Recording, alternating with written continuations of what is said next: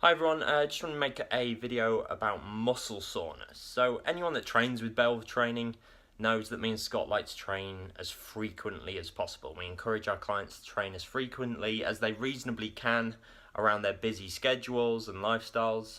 The main reason being the more frequently you train, the more opportunities you create to be better, physically better. So that might be faster, stronger, fitter.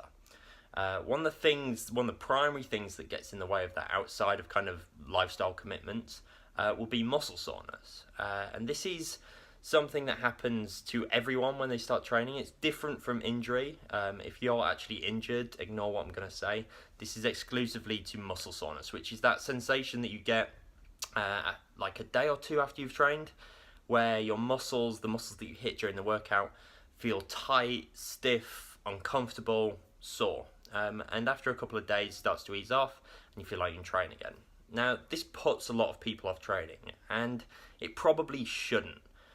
We're big fans of listening to your body, but muscle soreness is kind of your body's excuse. It's a reason to not train when actually you'd be surprised at what you can do when you go into the gym with muscle soreness. So first off, what is muscle soreness? Muscle soreness happens when we lift weights because we break down our muscles. We cause these kind of really tiny micro tears within the muscle tissue, which is what gives us that kind of inflammation and that sore feeling, albeit delayed.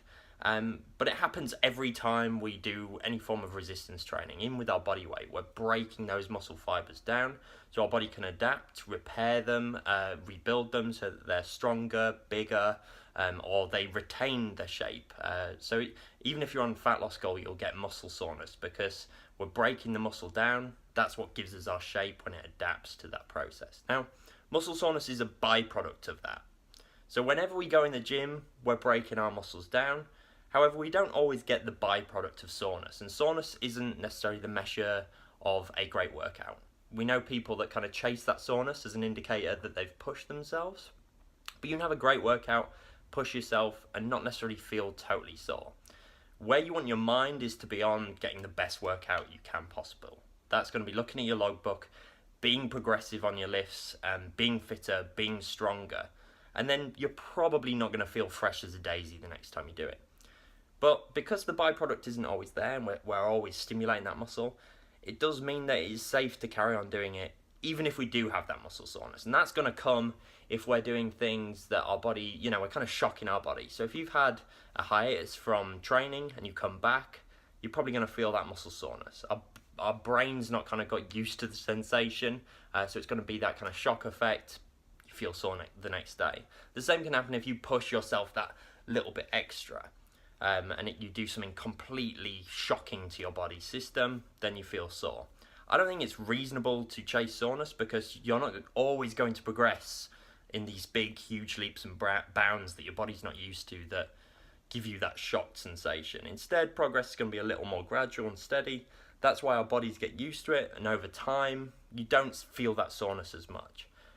So when you are actually sore and you go towards a workout, so these are for people that are new starting or people that have had a little bit of a break, you might be a little concerned about training on it, and I don't blame you. You're going to feel stiff, you're going to feel uncomfortable. It does happen. Even to experienced lifters, it will happen once in a while. So when you approach that, the best thing I can say is take your warm-up even more seriously. Really get blood to the target areas, and you'll find that you start to loosen up a little bit. You don't feel quite as stiff, and yeah, you might not have your best workout ever because you feel uncomfortable, but you should definitely go for it and try to have your best workout ever. You'd be surprised at what you can actually do because the sensation will start to alleviate and you'll be able to give it effort, which is what it's all about, really. So if you feel like soreness should give you a rest day, what I'd say is train anyway, and then the next day take a rest day. Sometimes you might even get to the next day and feel fine, train again. Like I say, it's your body's excuse, and it is an excuse. So do try, push through it, give it your best shot, see what kind of numbers you get out, and let us know if you're progressing, even when you feel sore, because at the same time, you're also kind of callousing your mind to the fact that you can train when you're uncomfortable, and that's going to be really handy when you get into those difficult reps or those difficult exercises in your session. You're kind of getting a stronger brain on top of it. So give it a go. Let us know how you get on.